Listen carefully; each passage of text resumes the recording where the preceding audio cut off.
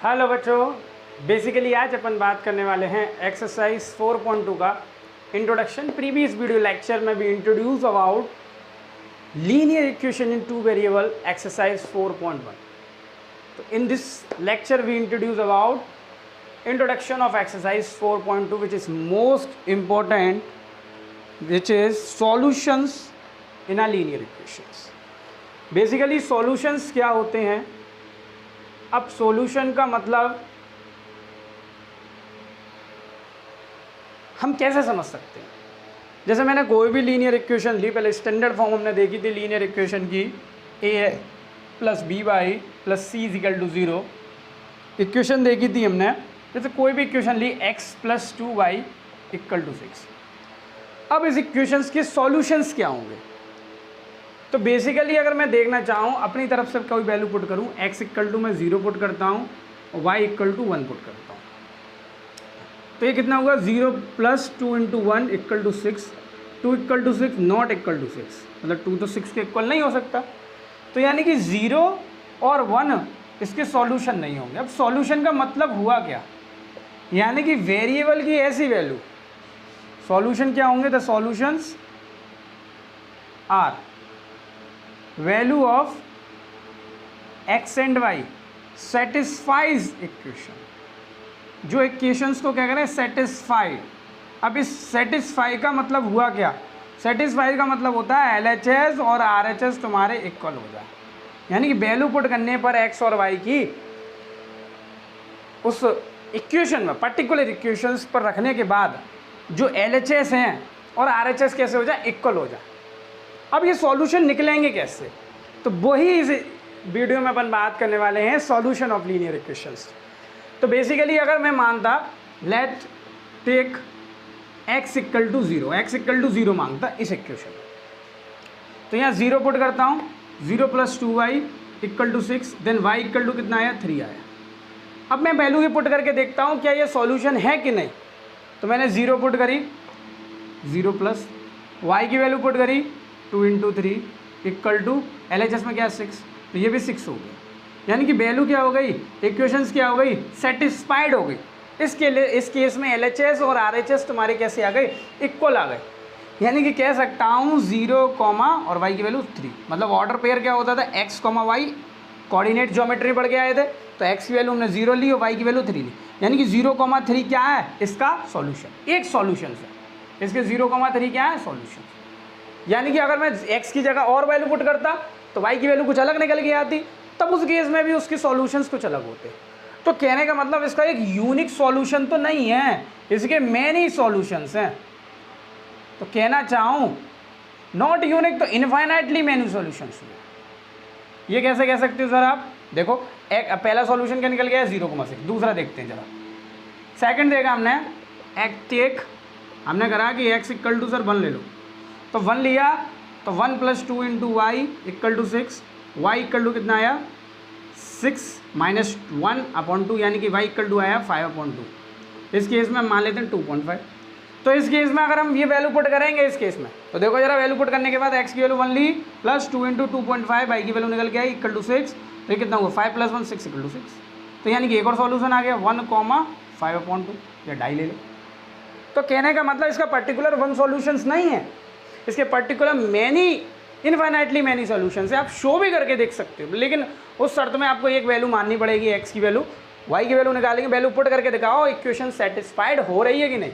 Solution का मतलब क्या हुआ बेटा? सॉल्यूशन का मतलब ये हुआ x और y की ऐसी वैल्यू, वेरिएबल्स की ऐसी वैल्यू जिससे इक्वेशंस क्या हो जाए? सेटिस्फाइड। सेटिस्फाइड का मतलब LHS RHS कैसे हो जाए?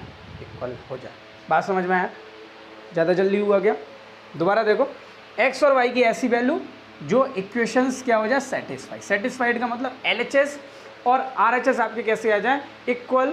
यही क्या हो जाएगा? Solution of a linear equation in two variable. Basically एक सॉल्यूशन नहीं होगा, इसके इनफाइनाइटली मैनी सॉल्यूशंस होंगे। ओके, लेकिन हम linear equation in two variable सीख के आए थे, नहीं 1 वेरिएबल 8th क्लास में, उसमें x की पर्टिकुलर वैल्यू थी, तो उस केस में इसके सॉल्यूशन यूनिक सॉल्यूशन थे।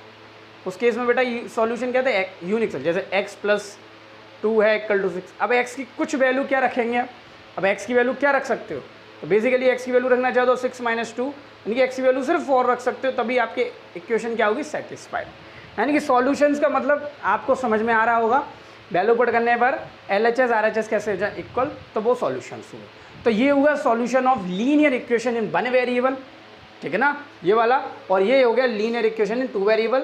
मेरे हिसाब से समझ में आया होगा। तो एक इंपॉर्टेंट एग्जाम्पल लेके चलते हैं, एग्जाम्पल नंबर 3। एग्जाम्पल नंबर 3 तो हमने करा लिया, यही हो गया। नेक्स्ट एग्जाम्पल नंबर 4 दिया, find 2 solution for each, 2 solution निकालने हैं। तो दो सॉल्यूशन का मतलब एक्स और वाई की 2 वैल्यू निकालनी, मतलब एक्स की 2 वैल्यू निकलेंगे, वाई की 2 वैल्यू निकलेंगे। तो देखो जरा एग्जाम्पल नंबर 4, 4x + 3y = 12। देखो जरा, तो क्या करोगे इस केस में, मैंने कहा था वैल्यू निकालने के लिए पहले तो अपनी तरफ से मान लोगे एक वैल्यू। तो ले लेते हैं सॉल्यूशन, टेक x = क्या लिया हमने, लेट मान लेते हैं x = 1 लिया। ओके, लेट x = 1, 1 से बात बनाएंगे नहीं, पहले 0 लेते हैं, चलो जी कोई दिक्कत नहीं। x = 0 लिया, 4 × 0 + 3 × y = 12, 3y = 12, देन y = कितना आया 4। तो पहला सॉल्यूशन आ गया 0,4। अब वैल्यू पुट करके अगर पूछता है चेक द सॉल्यूशन, तो आप वैल्यू पुट करके भी दिखा सकते हैं। इसकी वैल्यू यहाँ पुट करेंगे, इसकी वैल्यू यहाँ पुट करेंगे, और LHS कैसे आ जाएंगे, RHS इक्वल इक्वेशन सेटिस्फाइड। बात समझ में आई, ये पहला सॉल्यूशन आया, ये पहला केस हुआ। सेकंड केस में टेक, अब x की वैल्यू मैं क्या पुट करता हूँ, 2 पुट कर लेता हूँ। x की वैल्यू कुछ भी करना चाहो वो कर लो, मैं x की वैल्यू 3 पुट कर देता हूँ, ठीक है ना, 4 × 3। अब सर x की वैल्यू ही पुट करनी है क्या, y की वैल्यू नहीं करेंगे, बिल्कुल करो। चलो जी y की वैल्यू करो, कोई दिक्कत नहीं। y की वैल्यू हम क्या कर ले सकते हैं, 3 ले सकते हैं y की वैल्यू। तो कितना है बेटा, 3 नहीं लेना चाहो कुछ और भी ले लो, कुछ भी ले सकते हो। y की वैल्यू 0 ले लो, चलो जी y की वैल्यू 0 ली, तो 4x + 3 × y, 3 × 0 = 12, 4x + 0 = 12। ये x = कितना आगे डिवाइड में जाएगा, तो x = 3, यानी कि आया 3,0। जो पेयर होता था वो x, y। तो 2 सॉल्यूशंस निकल गया है। सॉल्यूशंस आर, बोलो जरा, पहला आया 0,4 और दूसरा आया 3,0। बस ऑर्डर पेयर याद रखो। इसके कितने सॉल्यूशंस होते हैं, 1 नहीं, 2 नहीं, 3 नहीं, 4 नहीं, infinitely many solutions linear equation इन 2 वेरिएबल्स के होंगे। एक और एग्जांपल लेते हैं, जिससे कि आपका कॉन्सेप्ट बिल्ड हो। तो कोई कठिन एग्जांपल है क्या, कोई कठिन एग्जांपल है क्या, चलो जी एक और ले लेते हैं, इसी का ही है, लेते हैं एग्जांपल इसी का ही है, 3y + 4 = 0। तो इसके सॉल्यूशंस निकालने अपन को, तो देखेंगे कैसे निकालेंगे इसके। तो टेक, पहले तो ये देखो इस केस को, पहले इसको लीनियर इक्वेशन फॉर्म में लिखो। In it can be written as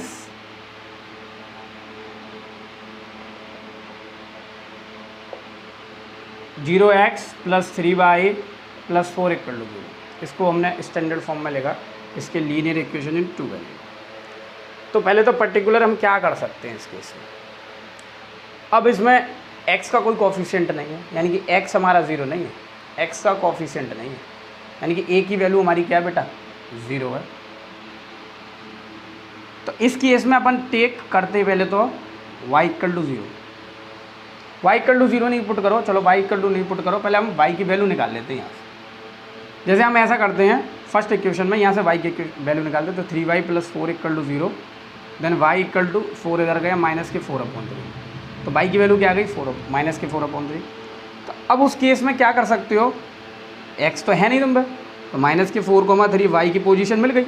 लेकिन x की पोजीशन क्या लिखोगे, देखो बेटा a 0 है तो x कुछ भी हो सकता है, 0 भी हो सकता है, 1 भी हो सकता है, 2 भी हो सकता है। ये कैसे बोल रहे हो सर, क्योंकि x अगर ये वाला 0 हो गया तो x तो कुछ भी रख सकते हो, x की वैल्यू आप 0 पुट कर सकते हो, तभी 0 × 0 हो जाएगा, क्योंकि a × x ही तो है। तो x = अगर 1 पुट करता हूँ तो अभी 0 × 1 हो जाएगा, x = 0 × 0 करता हूँ तब भी 0 हो जाएगा। इस केस में x = 0, और x की वैल्यू बेटा 2 पुट करी तो 0 × 2 हो जाएगा। तो आप यहाँ पर x को 0 भी लिख सकते हो, और दूसरे सॉल्यूशन में x को 1 भी लिख सकते हो। ये आप प्रूफ के साथ समझो यहाँ, क्योंकि a आपका 0 है। जब a आपका 0 है तो मैं x की वैल्यू कुछ भी ले लूँ, आंसर उसका 0 ही आएगा दोनों प्रोडक्ट में। तो मैं x 0 ले रहा हूँ, इस केस में x 1 ले रहा हूँ। जब भी ऐसे कोफिशिएंट हो, एक ही वेरिएबल दी जाए, मतलब एक वेरिएबल दिया जाए और दूसरे केस में उस वेरिएबल का कोफिशिएंट 0 हो जाए, तो वहाँ पर आप उस वेरिएबल की वैल्यू कुछ भी रख सकते हो, 0 रख सकते हो, 1 रख सकते हो, तीसरा सॉल्यूशन मांगता है तो मैं 2 भी रख सकता हूँ। लेकिन जी वाला चेंज नहीं होगा, इसकी पर्टिकुलर वाई की वैल्यू हमें इक्वेशंस में निकालनी है। आप इसका लास्ट सॉल्यूशन भी रख सकते हो, कुछ भी वैल्यू आप रख सकते हो, क्योंकि इनका प्रोडक्ट बेटा कितना आ रहा है, 0 आ रहा है, तो आप x की वैल्यू कुछ भी एडजस्ट कर सकते हो। बात समझ में आया? एक अच्छा क्वेश्चन है ये, जिससे कि कॉन्सेप्ट क्लियर होगा भाई।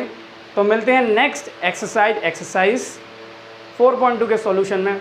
बने रहिए जब तक आयुष जैन क्लासेस से।